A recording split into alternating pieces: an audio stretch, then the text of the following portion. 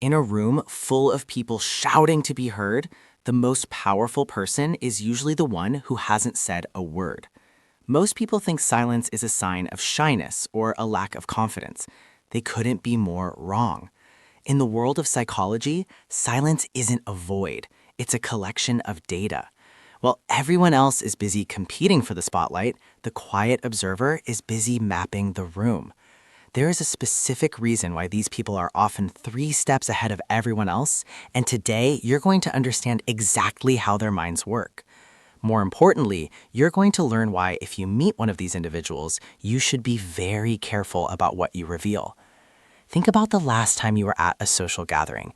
Most people use speech as a shield. We talk to fill the awkwardness, to prove our worth, or to control what people think of us. But while you're talking, your brain is performing what's called output processing. You are literally incapable of taking in new information while you are focusing on what to say next. The quiet observer operates on a completely different frequency. They have mastered selective attention. While the rest of the room is distracted by the noise, the jokes, the arguments, the ego, the observer is looking at the leakage. Leakage is the psychological term for the truth that slips out when a person isn't looking. It's the micro-expression that flashes for a split second when a specific name is mentioned. It's the way someone's body language shifts when they are lying, or the way their feet point toward the exit even while they're pretending to enjoy a conversation. The quiet person isn't just hearing your words. They are reading the subtextual architecture of the room. There are 3 core reasons why their brain functions this way. First, they have a high reactivity threshold. Psychologically, many quiet observers are high reactors. Their brains process external stimuli more intensely than the average person. They don't need to talk to feel stimulated. They are already being flooded by the sheer amount of detail they're noticing. They see the dust in the air, the shifts in tone, and the hidden tensions that everyone else is too busy to notice. Second, they practice active detachment. Most people are in the jar, and when you're inside the jar, you can't read the label. By choosing not to participate in the social drama, the observer stays outside the jar. They don't care about winning the conversation, which makes them the only ones who can see who is actually losing.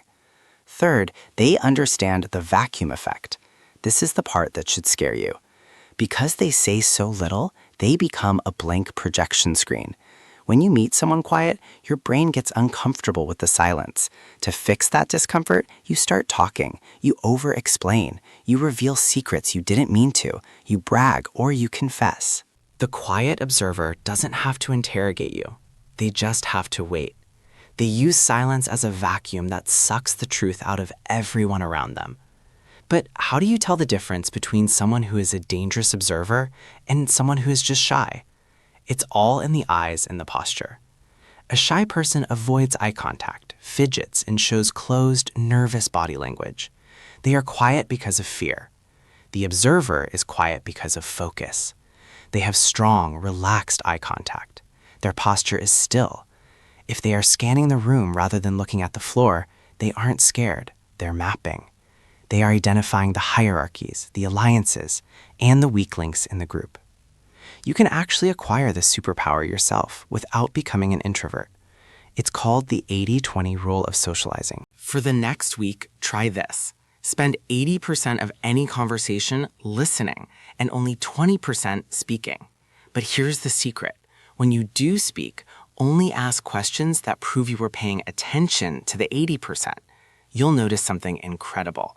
People will start calling you the most interesting person they've ever met, even though you said almost nothing. You aren't just giving them a chance to talk, you are giving them true recognition, which is the rarest currency in the modern world. There's an old saying, the lion doesn't have to roar to tell you he's a lion. The quietest people often have the loudest minds. They aren't just not talking, they are building a map of your world while you're busy trying to impress theirs. But there is a dark side to this, a reason why being too quiet can actually make you a target for some of the most dangerous personality types. If you want to know how to protect yourself from people who use this silence against you, you need to understand the dark psychology of the quiet mind. Because sometimes the person seeing everything isn't just watching, they're waiting.